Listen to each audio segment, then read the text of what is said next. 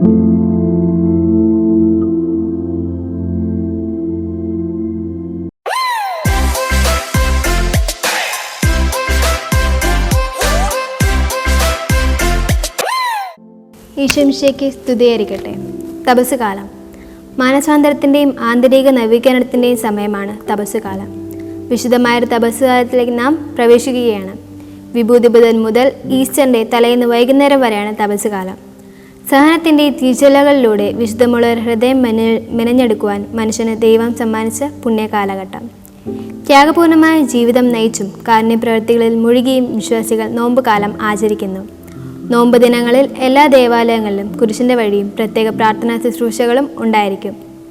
ക്രിസ്തുവിൻ്റെ ത്യാഗപൂർണമായ ജീവിതം, പുനരുദ്ധാനം എന്നിവയിൽ ശ്രദ്ധ കേന്ദ്രീകരിക്കുന്നതിന് ഉപവാസത്തിനായി ഓരോ വർഷവും ഒരു കാലയളവും നീക്കിവയ്ക്കുവാൻ നോമ്പുകാലം ക്രൈസ്തവരായ നമ്മോട് ആവശ്യപ്പെടുന്നു. തപസ്സുകാല അവസാന വാരം വിശുദ്ധവാരമായിട്ടാണ് ആചരിക്കുന്നത്.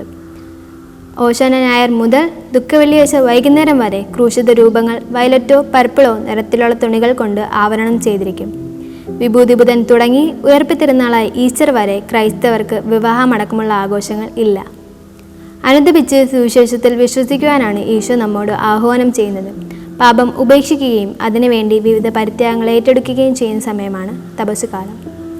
വിശ്വാസികൾ ഉപവാസം, ആശയടക്കം, മാംസാഹാരവർജനം, ആഡംബരങ്ങൾ ഒഴിവാക്കൽ എന്നിവയിലൂടെ നോമ്പ് ആചരിക്കുന്നു. യേശുവിൻ്റെ പീഡാനുഭവവും മരണവും അനുസ്മരിക്കുന്ന കാലഘട്ടമായിട്ടാണ് നോമ്പിനെ പൊതുവെ കണക്കാക്കി പോരുന്നത്. ദാനധർമ്മം നോമ്പിൻ്റെ ചൈതന്യം സ്പഷ്ടമാക്കുന്ന ഒരു സൽപ്രവൃത്തിയാണ്.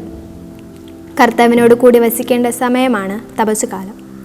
ഞാനും ഒരു ക്രിസ്ത്യാനിയാണെന്ന് വെറുതെ പറയുക മാത്രമല്ല, ക്രിസ്തുവിൻ്റെ ജീവിത സന്ദേശം സ്വന്തം ജീവിതത്തിൽ പകർത്തുവാൻ നമുക്ക് കഴിയണം.